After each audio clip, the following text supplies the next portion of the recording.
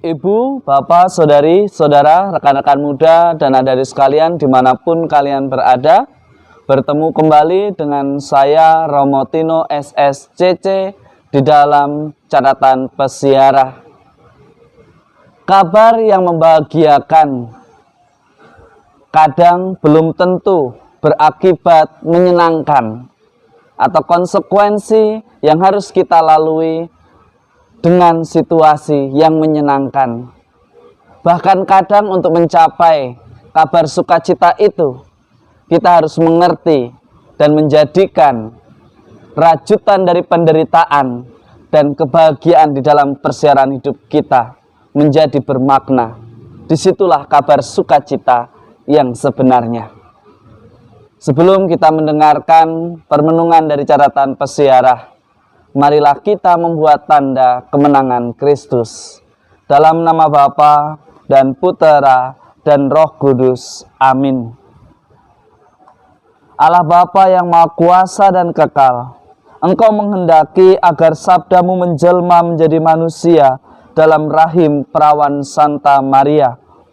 Semoga kami yang dalam iman mengakui penebus kami sebagai Allah dan manusia, layak mengambil bagian dalam kodrat ilahinya, terutama di dalam persiaran hidup kami, agar kami pun Kau mampukan untuk selalu menjadi anak-anak dari terang.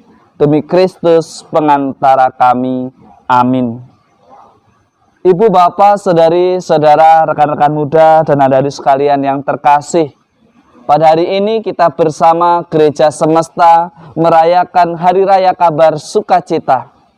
Tetapi kalau kita melihat dan membaca, mencermati Injil yang ditulis oleh Lukas, di sini jelas dikatakan bahwa ada seorang malaikat menemui seorang perempuan. Salam, hai engkau yang dikaruniai, Tuhan menyertai. Ketika mendengar kabar ini, pasti perasaan kita secara pribadi pasti senang. Tetapi lihatlah, apakah ini kabar sukacita bagi Bunda Maria? Ketika ia mengatakan, jangan takut hai Maria, sebab engkau beroleh kasih karunia di hadapan Allah. Sesungguhnya engkau akan mengandung dan akan melahirkan seorang anak laki-laki. Dan engkau akan menamai dia Yesus. Suatu keputusan, suatu kabar yang menuntut keputusan seorang manusia yang bernama Maria. Jika ia menanggapi sabda Allah ya, maka ia harus menanggung konsekuensi di mana itu melawan aturan dan tradisi yang ada di dalam hidup manusia, bahwa ia harus mengandung di luar perkawinan. Tetapi inilah misteri Allah. Siapapun yang mengiyakan dalam rangka penyelamatan Allah akan selalu dijaga dan didampingi.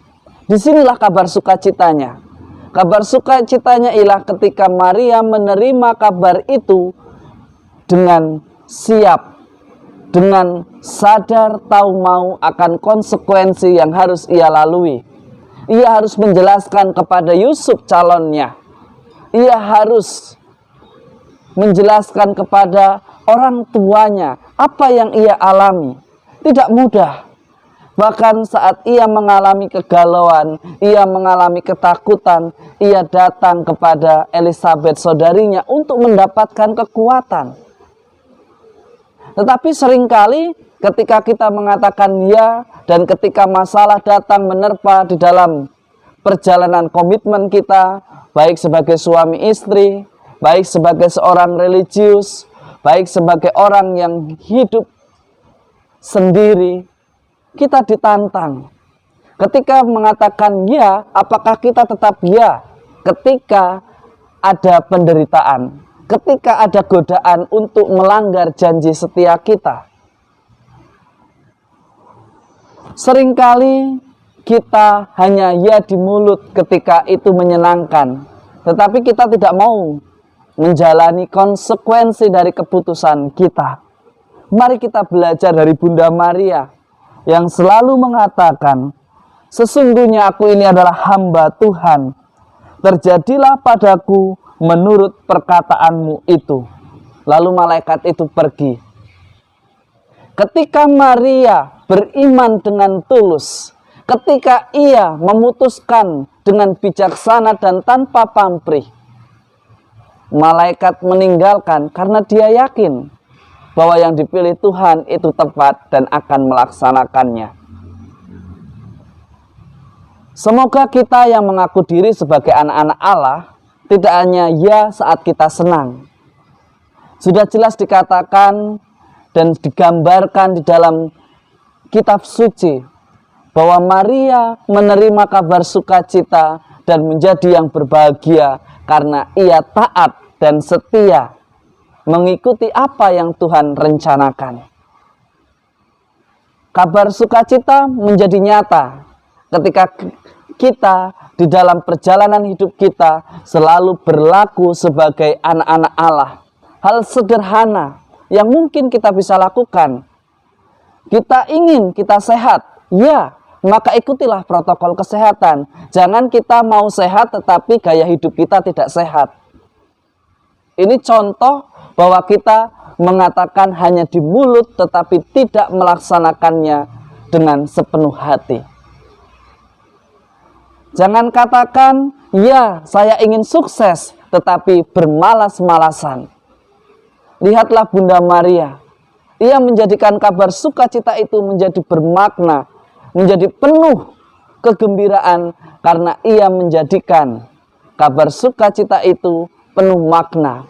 Ia menerima baik suka duka di dalam kabar sukacita itu.